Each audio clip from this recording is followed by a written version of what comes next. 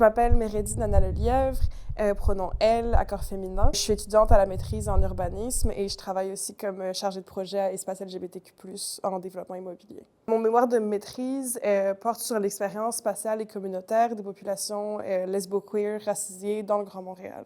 Ce que je trouve dans mes résultats de recherche concernant les constructions territoriales, c'est déjà l'aspect de centralité. Fait que Montréal est quand même, les lieux, en fait, les points d'intérêt lesbo-queer vont être vraiment très, très centralisés en termes de quartier. Il y a beaucoup d'allers-retours à travers le territoire pour accéder à ces endroits-là. Puis aussi une plus grande, peut-être, difficulté à s'identifier aux espaces à cause des identités qui sont un peu plus complexes que des identités monolithiques qui seraient juste, par exemple, basées sur l'appartenance à un pays d'immigration ou juste basées sur l'orientation sexuelle.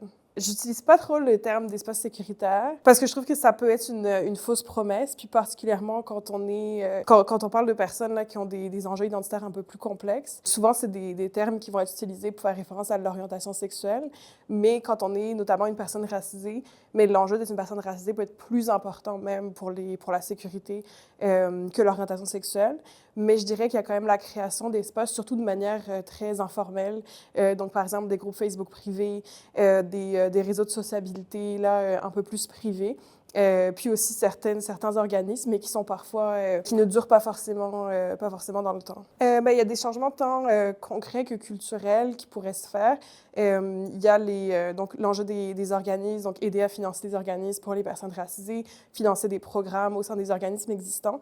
C'est sûr que quand on œuvre juste avec de la création d'organismes pour les personnes racisées, ça a du positif, mais ça peut aussi effacer leur présence dans les organismes qui sont de plus grande ampleur. Une autre chose qui peut aider aussi, c'est des changements culturels. Donc, beaucoup de mes participantes me disent que le fait de ne pas avoir les codes culturels lesbiens typiques canadiens, je dirais, ou québécois, peut faire en sorte de créer une invisibilité plus grande. Fait que de prendre en compte la pluralité qu'il peut y avoir, de ne pas assumer l'hétérosexualité d'une personne parce qu'elle ne rentre pas dans ces cases-là, puis notamment à cause de la couleur de peau. Mais quelque chose que j'ai beaucoup remarqué dans mes entrevues qui m'a frappée, c'est le sentiment de solitude qu'ont pu ressentir mes participantes, que souvent elles arrivent à résoudre là, en vieillissant, dans la quarantaine, mais qui est assez présent chez mes participantes, particulièrement vingtenaires et trentenaires. Donc, le fait d'être lesbo-queer et racisée amène une difficulté à s'intégrer dans les deux milieux. Donc, le milieu de la culture d'origine, puisque c'est surtout des participantes immigrantes avec qui j'ai parlé, puis le milieu lesbo-queer, fait qu'il y a une solitude parce qu'il y a le sentiment de vivre seule son identité. Mon souhait pour Montréal, ce serait d'avoir accès à des lieux qui soient plus fixes puis clairement identifiés pour que les personnes racisées ou non puissent y aller puis rejoindre leur communauté.